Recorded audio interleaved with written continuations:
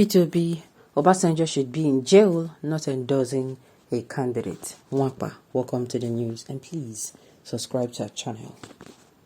A revolutionary activist, Francis Nwapa, has thrown shade at former President Chief Olusegun Obasanjo over his public support for the Labour Party presidential candidate, P2B, to win the 2023 election. According to Nwapa, the former Nigerian leader should be in jail now, rather than going about canvassing support for the former governor of Anambra State. The activist described Obi as middle-class politician, saying the thought that Obasanjo presented late President Umaru Musa Yar'Adua, Goodluck Jonathan and Muhammadu Buhari, and now is associated to the candidate of the Labour Party, has a lot to say about the past, present and future woes of Nigerians. Nwapa, it becomes important that for Nigerians, both rich and poor, to rise and reject the All Progressive Congress, APC, People's Democratic Party, PDP, and the Labour Party candidate at the ballot. Nigerians understand that the activist said this while reacting to the war of words between Nigerian entertainer Seun Kuti and Peter Okoye of P Square, Mr. P. Seun, the youngest son of the legendary Afrobeat pioneer Fela Kuti, and Okoye had engaged each other on social media lately over the choice of presidential candidate. During an interview earlier, Seun described Labour Party presidential candidate as an opportunist, an internet favorite who cannot solve the problems of Nigeria if elected in the next election. He further said Obi cannot claim to be ready to solve Nigeria's problem just because he jumped to the Labour Party 18 months before election after losing at the People's Democratic Party presidential primary election. In a swift reaction, Mr. P lampooned Seun, describing his statement as shameful. He said, "Dude, just erase his father's history." He described the Kuti's African shrine as a local shrine. Nigerians reports that the argument between the duo has generated even more controversies between their fans and concerned Nigerians. In a statement, however, on Friday, Nwapa waded into the argument, saying 46 years after the invasion of Fela Kuti's African shrine on Obasanjo's order, history would never be fair on Peter Okoye and promoters of what he called neoliberal politicians, saying Fela's African shrine was a home for all African and Caribbeans. The full statement reads: "The new African shrine established by Femi Kuti, the son of the legendary king of Afro music Fela Anikulapo Kuti, an African revolutionary activist, in honor of his memories, is a home for Africans, Caribbeans, non-Africans, and most importantly, revolutionaries and great thinkers." On February 18, 1977, the African shrine, which was located at 14A Agege Motor Road, Mushin, was attacked by 1,000 soldiers on the order of the despotic military head of state, Olusegun Obasanjo. This invasion led to the throwing through the window of the revolutionary mother of Fela, Fumilayo Ransom Kuti, which later led to death.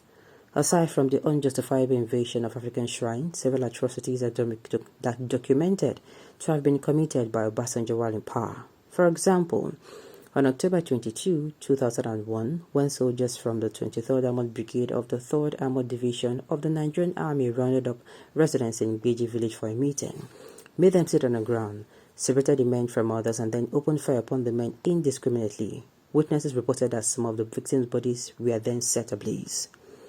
Further killings took place as soldiers invaded the villages of Versailles and Iloja, Uba, Senkara, and Zakibiam, all located in the two local government areas of Logo and Zakibiam. And the following 2 days, there were widespread destruction of property and buildings in these villages after terrified residents had abandoned their homes. Over 200 civilians were killed on the order of Obasanjo. Again, on November 20, 1999, the Nigerian military, acting on the orders of the then President Chief Olusegun Obasanjo, invaded Odi, a predominantly Ijaw community in Kolokoma, Okpokoma local government area of Bayelsa State, and wreaked monumental havoc on the community. Of over 2,500 civilians were slaughtered. The matter became a matter of litigation, and 37.6 billion naira damages was awarded in the favor of the community against the government by the federal court in Port Harcourt. In 2014, the federal government reached an agreement with the community, and 15 billion naira was eventually paid. Obasanjo should be in jail and not a person to recommend criminal bogus politicians for Nigerians.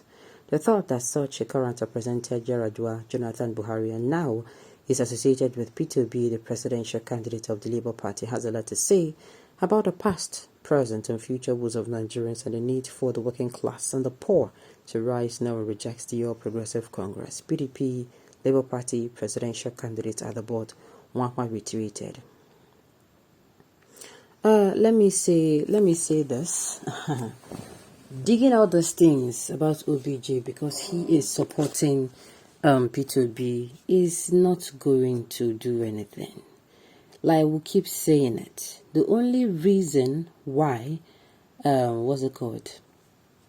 The only reason why you are going to be ignored is that OBJ is not on the ballot. If you like, come outside, dig in, dig out. Make sure you go down to 1914, 1900s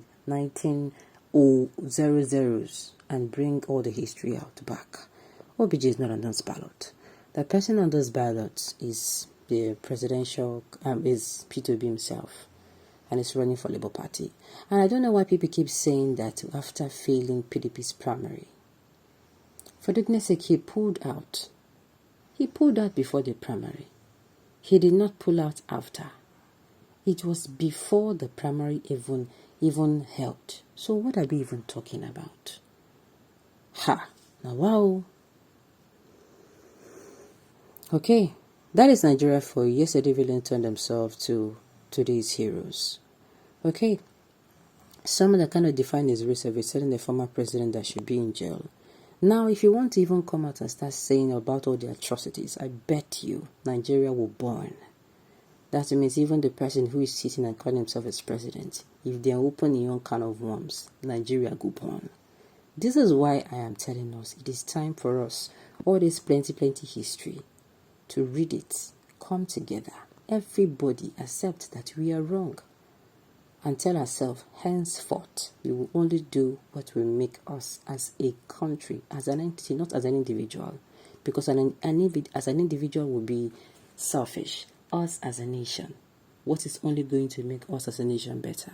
Somebody who is only going to make us as a nation better. That is who we should be coming out to, to support.